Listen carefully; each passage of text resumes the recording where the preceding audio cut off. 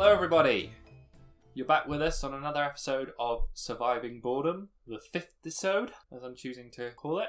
Do you think that'll catch on? I'm Will. I'm Topher. So lately, we've both been working pretty hard on other things, right? You've been doing a lot of college work. You're back at college virtually over the internet. Yes, lots of Google Hangouts and people snuffling over mics and sneezing and coughing. It's awesome. I've been just carrying on with art and webcomics, and we did finally also catch up with Star Wars. Well, I caught up with Star Wars. Yes. You had already finished, and I needed to catch up. And that was interesting. We'll probably do an episode on that. Yes, a lot to talk about. A lot to talk about. But not today. Not today. Today, I will be introducing you, Will, and everyone listening, to a fun little waste of time called Dance Ejay. Dance Ejay. And on a basic level, Dance Ejay is a music making program. Right. A very simple music making program. It's got a little more complex over the 6 editions that there are, but even the 6th edition is still one of the most simple programs you can make music with. Yeah, I mean, I think a lot of people will have had experience with some kind of music making software. I mean, I used to play around with Magic's Music Maker on PS2. Yeah. And I think PS2 used to had like a on the demo disc. I Yeah, get a feeling that's what I remember. there I was think like a that's music. what I remember. Now it's a software for your computer. I did use Magic once or twice when I was looking for an alternative to Logic that I was using at college on my Apple Macs. So, and I have a Windows computer, so I was looking for an alternative. Magic's was one of them. I used to have a app. It used to be built into the Sony Ericsson mobile phones. I don't know if anybody remembers those. Music DJ, I think it was called. And it was very much the same concept as Dance Ejay in the sense that you just drag and drop. You have tiny little different coloured squares. You drag them into where you want them to go, make them as long as you want, and eventually you end up with a cool little track. And I remember I made hundreds of those. I spent so many hours just sat dragging and dropping those little boxes. But this one is just a very simple one, and it is for Windows users. It was so much fun. And this kind of functions under the same... You got 8 tracks to play with, simple drag and drop interface. And it's worth saying that most of the titles, I think the first title released in 1997 for Windows. Most of the titles are for Windows, but there was a PS2 Dance Ejay edition. And I always got the feeling with like Ejay, I get the feeling with Ejay that like... just looking at like some of like the fan scenes, we've been looking at like some old archived websites that people set up. A lot up. of people have used it, yeah. It seems like it was pretty big in the techno scene. Like, yes, it's perfect for that kind of music. We'll get into a little bit more about the amount of different EJs that there are. So it's developed by Crave Entertainment. I don't want to say shovelware developer, but shovelware. Yes. They made a lot of stuff for really, really cheap. And Ejay seems to be one of the few titles that actually stuck to the wall. Well, speaking of cheap, when I first discovered it, I found Dance Ejay 2 from Cash Generator, I think it was. I think I remember the yellow stick cash converter, maybe. I remember the sticker on the front. It was £1. It really intrigued me. So, speaking of cheap, I found it for £1. Yeah, I mean, if you've ever like had that feeling of going to like a petrol station and looking at like the basket filled with sundry titles, just wondering who develops these... The answer is actually usually Crave, it seems. So, however, it was a business model that seemed to work for them for a long time. They were bought out for $95 million in 2005. Wow. And then they were liquidated 4 years later for $8.1 million due to the founder's bankruptcy. So they published a ton of titles that stuck out to me. Baby Pals, Brunswick Pro Bowling, Flushed Away, The Game. Oh, that's one of my favourite DreamWorks. Mort the Chicken. Veggie Tales, Larry Boy and the Bad Apple. Okay. And of course, there was a backlog of titles that were cancelled. We've got Janet Leigh's Virtual Pool. Apparently, Janet Leigh, she's a professional American pool player. Right. And she's nicknamed the Black Widow because she apparently eats people alive once they get on the pool table. Fair enough. So yeah, what could have been, huh? Yeah. But obviously, we're focusing on a particular... today we'll be focusing on Dance Ejay. We'll put a link to the website in the description.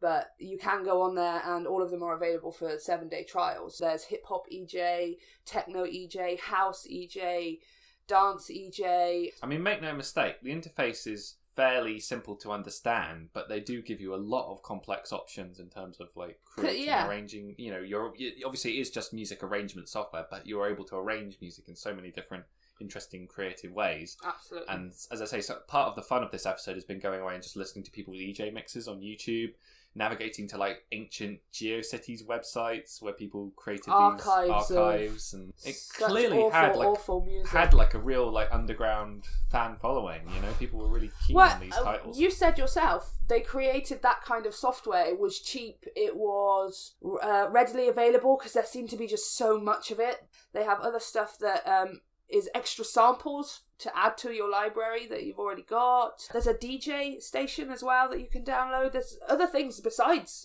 the music making, and you said yourself there are also games as well. But because they created that kind of thing, it's almost as if they hit it at the right time when people started realising that they could do these things with computers, certainly when it came to music, and this was a very cheap way of being able to make, actually, some of it is really good music, and just play it on your deck with your entire album or something that you've created all on EJ. Absolutely. There is so much that you can do with it. When I first got EJ2, I think, to be honest with you, that was the only one that I bought physically, because I just found it randomly, and then after that I got digital. I didn't know what to expect. On the back of the case, I could see the interface. You know, it looked difficult because all I'd used was the Sony Ericsson thing. So when I opened it and the screen came up, and there's this robotic voice that says system loading, samples ready, and it's system loading complete. Are you ready? Welcome to EJ. The whole interface opens and there's an entire track that's loaded. And every single one of them, 1 to 6, when you open them, you get a start track. And the second one was the first one that I heard. So that was the one that's going to stick with me forever. The link to the full song is in the description below. Yeah, so you guys can go and listen to it while we listen to it, and we'll carry on from there.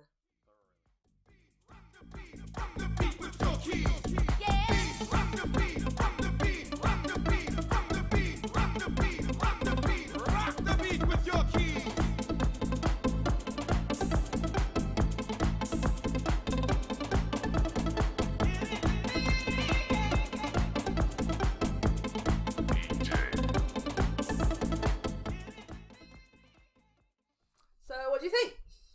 Yeah, it's this is just so of its time. Yes. And I love it for that. Yes. So it's hard to describe exactly what I'm talking about here, but it's the perfect kind of agglutination of like consumer technology, the music scene at the turn of the 21st century. I mean, this game starts off with like grainy club scene footage from 2002. It's a girl in a crop top and a mini skirt and just this blonde sort of shoulder cut. Like, it's so 90s. It's so cute to think of looking back on it, that like you would look back on that and think like, oh wow, this is so sophisticated. As a kid, you'd see it and be like, oh man, this is like so sophisticated. All these adults out enjoying and it's literally just like potato quality, like 360p grainy potato quality. It's very nostalgic vibes, and also the fact that the software itself is also representative of that. Just something about the aesthetic screams like, yeah, it's like bright orange and red, bright primary like contrasting colours. No real sort of thought given for like the colour palette or whatever. No. Even the icons are just so simple. The buttons are also sort of big and friendly and rounded edges, and it just reminds me of, it's just, again, it's like, it's weird how you can just look at something and just be transported back. So should we go over the interface? Yes. Before you have a go? So the biggest part of your screen obviously is the timeline. So that's just, you know, an empty space where all your little samples go, your little boxes that you click and drag. On the left-hand side, you have your track numbers. They're kind of like layers in Photoshop, I suppose. On the bottom left, underneath your timeline, you have your volume and your pitch sliders. You slide those up and down. The right-hand side is the most important part. Is at the top you've got your buttons: play, pause, skip, fast forward, record, etc. Loop. And underneath is where all your samples are. So you can see them all underneath There's thousands and thousands of different samples that come with the program as a standalone, but then you can also download extra packs that go with it, which is crazy. Can you import your own stuff as well? Yes, I believe you can. Do you have to, like, is it fiddly? Do you have to get it to, like, a specific format? Or is it, like, fairly forgiving? Well, we have Audacity. Respect? Audacity is absolutely free. No matter, that's just completely free anyway, which is great. So if you were to use that, you can export in pretty much anything you need to. But obviously, I mean, the only thing waveforms are best anyway. Yeah, the only thing that would make it even more nostalgic is if it was using some kind of archaic, compression format from like 2002. Well, one day it will be. That MP1 that you can't really get anymore, and just MP. The samples. That's where all the action is. That's where all the noise comes from, where the magic happens. Exactly. So you have 12 different categories of sample, but to be honest with you, you probably are only going to use at first 6, maybe 7 or 8. So there's loop, drum, bass, guitar, rap, voice, and maybe effect and extra. Right. So those just like maybe are cool sci-fi noises or a boom or something like that, footsteps maybe. So if you were to go into each and every one of these categories, they have hundreds of samples within them. Yes. And that was another thing that maybe set Ejay apart from its similar competitors like Magic Mix or whatever, because like the sheer volume of samples that you could draw upon, as I say, because there was such an invested community as well, like supplying their own, tracks and things, and you could import other people's tracks and samples. I think it just kept the whole thing going for a lot longer. Yeah, and it really did, at the time, had something for everybody, because then most people making this would usually only make house, garage, hip-hop, techno dance tracks. Something that they can put some vocals over with their mates in their bedroom. Like your brother does that, Obviously, this is far more archaic than anything he uses, but it's still, if he was the age that he is now, and was living perhaps 20 years ago, this would have been one of the things he would have been very excited about. Wow. What? If he was living 20 years ago. There you go, James. So, do you want to have a click on one of the samples? See what it sounds like? Oh, yeah. What's that one called? Rad Stomp 1. Rad Stomp. So many of these samples have incredible names. Some of them are really, really cool. Go to a different category. What the fuck is spheres? Pipes. Very nice. And as you can see, all the different lengths correspond to how many beats the sample is. What else we got here? We've got guitar. Oh, man.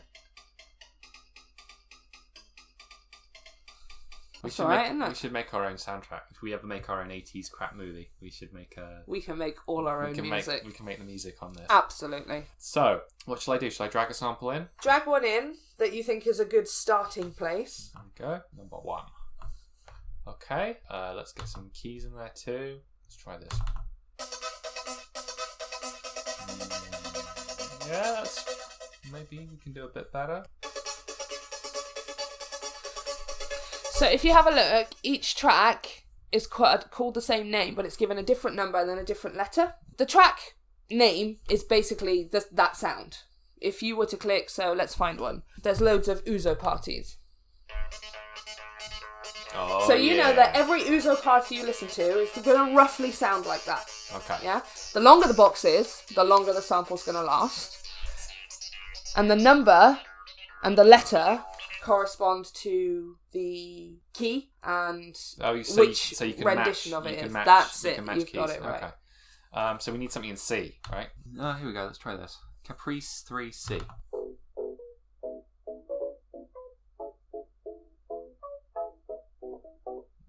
Okay, that's sounding good. Pop that in there. Like that.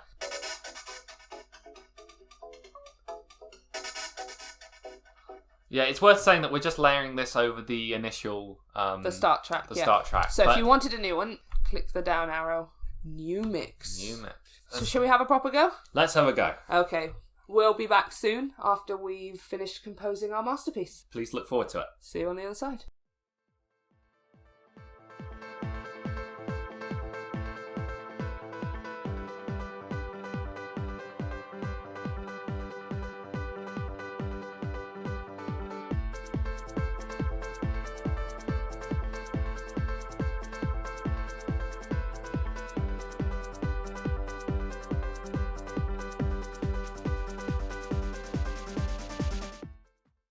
So, that was an interesting experience. We're music producers. We're officially music producers. Well, you were already a music producer. Oh, yeah, actually. I totally am. I wrote songs. I'm a music producer. But now that we've graced Dance DJ, I think it's really the pinnacle of our career. Of course. So, yeah, we went ahead and threw together a track in about, 15 minutes, 20 minutes? You did the first part. Yeah, so even for like a dummy like me, it's very simple, like drag and drop. They've got a big library in the archive. They're quite hard to find sometimes. If you go in and you find one and go back later on, they don't really have a search box or something that you can type in and get it back. You have to scroll through them all and hope you come across it. The best thing for me was, like, for a musical bumpkin like me, they actually have the key signature in every single Well, they're sample. not necessarily key signatures. So they are in different keys. It says A, B, C, D, E, F, etc. That doesn't mean that they're in the key A, B, C, D. But they do correspond to each other, so try and get all A's together or B's together, that kind of thing. But usually if you double click, you can just drag and drop, delete, just test it out, and that's what you did. So basically my brief going in for this was I wanted to create a lost dance or trance record from the turn of the century that you'd find on, like on a CD you'd find in like a garage station. You're preaching to the choir. This is literally my entire library of dance music. #1 euphoric dance album, #1 trance album, trance classics, gatecrasher anthems. Basically, we're trying to create like we're trying to create track number 5 on Best of Trance Volume 6 that you got. I have every volume of every best of, and every single one of them has the same songs, and I cannot stop. I couldn't stop buying these albums, even though it already had many of the songs I already owned. I was exactly that person, and that is exactly the track that you have just helped me create. It's just fun. It's fun to just get started. It's like, what's the cliche, like simple to use, hard to master. I mean, you are essentially like assembling clips and audio, but you can import your own clips. You can, edit things down and move things around. You can sample things, and I mean, obviously, there's a whole bunch of stuff that we didn't even really get into. We didn't get into anything. The only thing we did, you drag and dropped things, and I slightly snipped them at either end to match the beat and things like that. And then I just built in a few layers here and there, and whittled it down at the end to an outro. And we didn't use equalizers. We didn't use any echo or reverb filters. We didn't go into any kind of specifics at all. It was just very click, drag, drop, and see what it sounds like. So anybody who feels like they perhaps couldn't do this kind of thing or would never dream of doing it, a child could do it. Yeah, I mean, I could do it. So if I can do it, anybody can. And one of my favourite things about it is that even though you might feel like that at first, having this blank timeline, as soon as you drag and drop a couple of things in, you can already hear the song starting to form because it's just samples. You don't have to play any instruments or tap anything in. You just drag and drop and the song's already formed, and you get excited and you want to put more and more and more. You could go for hours and hours and hours. I certainly could. And obviously, based on the fan community, a lot of people did. I think it's worth pointing out as well that we haven't imported anything. No, these are all samples from everything. We wanted to create it with everything exactly as is in box, just to get an idea, just so you can get a feel for the kind of sound. Yeah, we haven't actually chosen a name for the track yet. I believe I've renamed it Ejay just for the purposes of putting on my hard drive and for this podcast, so I know what it's called. About Flight Euphoria. That sounds pretty trancey to me. Yeah? Flight Euphoria. Generic names that just don't mean anything. They've got quite strange names. So if you like the sound of it, again, they're all 7-day free trial. Just pop in your email, get an activation code, and away you go. Ejay.com, and then follow the link for the free download. Ejay, they've got basically all the editions from Dance 6, Hip Hop 5, House 6. Just have a dig through. Have a tinker, and if you make anything, then let us know. Yeah. But for now, here's Flight Euphoria. Are you ready?